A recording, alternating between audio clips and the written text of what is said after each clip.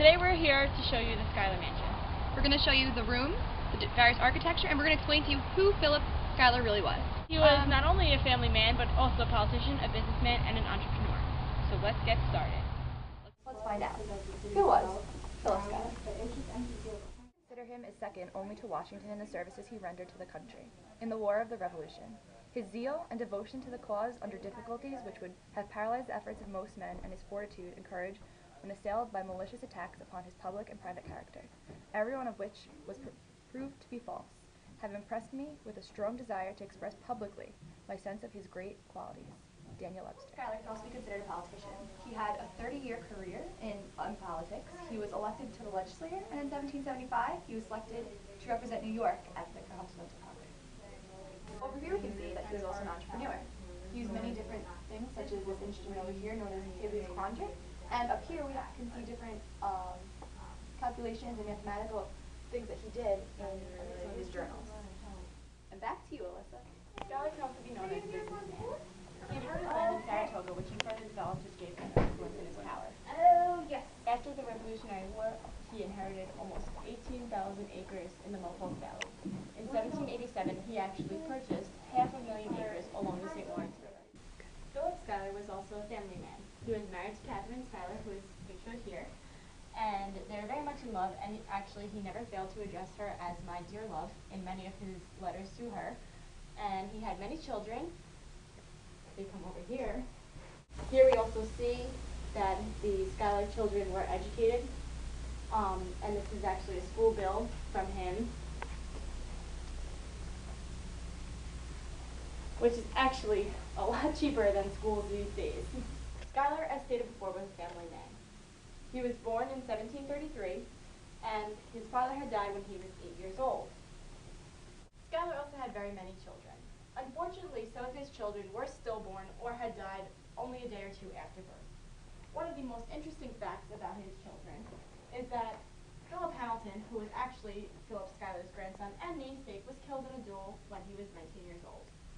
Now, aside from his family aspects of life, Albany had very many local events taking place as well as national events during Schuyler's lifetime. We see here that the Declaration of Independence was actually signed during the life of Philip Schuyler. We also see many writings done here. We see Thomas Paine's Common Sense. We see the U.S. Constitution ratified during Schuyler's lifetime. Philip Schuyler lived through many significant events nationally, locally, and many significant family events throughout his life. And back to you, Ashley. Philip Schuyler kept a book called The Commonplace. In this book, he kept pieces of practical information, various quotes from authors, and even his own thoughts that he thought would be helpful to other people later on reading these books. Things included how to help children when they're teething. Here we are at the back of the Schuyler Mansion. Now, back here, there used to be another little house where there was actually a kitchen. The purpose of this was because the house was worth so much money that they didn't want a chance of the kitchen fire burning down the entire house. If the kitchen fire burned down just the kitchen area, it's not as expensive to fix. And over to you, Ashley. As Alyssa said before, their kitchen was kept outside. Here we have what the estate looked like in the late 1700s before the addition of the front porch in 1815. As you can see, the building to the right of the main house is where the kitchen was. Here we are at the Schuyler Mansion. This house is actually 6 times bigger than any house that was built during this time. Now, mostly these houses were Dutch, but this house was actually English. And if we walk to the front of the house, we can see that it's very large.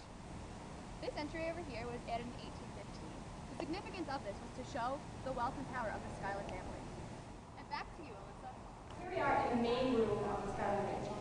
Now, this room was very important because this is where guests would be greeted by the butlers, and you have to wait until they were either invited back into the house or were directed into one of these ballrooms. Now, something very important is this archway in the house right here. This archway signifies where you would need to be invited back. This is the yellow room, and you can see on the walls there's very elaborate wallpaper. This shows the wealth of the Schuyler family. These wallpapers were actually hand done and imported. And this is one of the main rooms where they would hold family gatherings or gatherings with rich, wealthy people. If you direct your attention to the fireplace, you'll see the marble around the fireplace. This showed the wealth of the Schuyler family as well because marble was a very rare type of rock and it was very hard to get and very expensive to get, unlike today where it's very cheap and it's easier for people to obtain it, and it was a lot cheaper. And now, I'm going to take you guys upstairs and we'll explain the second floor. As you can see here, this is what you would call the salon. They would have, the Schuylers would host parties, lavish events. They had one of their daughters' weddings here, and at night, if there was a lot of guests, you could pull out the mattresses and sleep right in here and turn into a bunker. And here we have the master bedroom. If you look around, you can see that this room is decorated more so than any other bedroom in the house. There is the wallpaper, the bed, there is marble around this fireplace and not other fireplaces upstairs in the other bedrooms. This is if a prestigious guest came in, they would stay here so the Schuylers could show to them their wealth and the house right now. Here is the boys' room. You can see the beds. On the bottom, the mattresses are held up by ropes, and that's where you get the saying, sleep tight. The tighter your ropes, the better sleep you would have. Philip Schuyler was a true 18th century gentleman with a broad range of interests and a strong sense of duty to public service. Although his formal education was limited, he acquired a lifelong respect for learning. He was skilled in business, commerce, and finance, and promoted agriculture and manufacturing. He studied prison reform, supported the founding of several area colleges, and served on the New York State Board of Regents from 1787 until his death.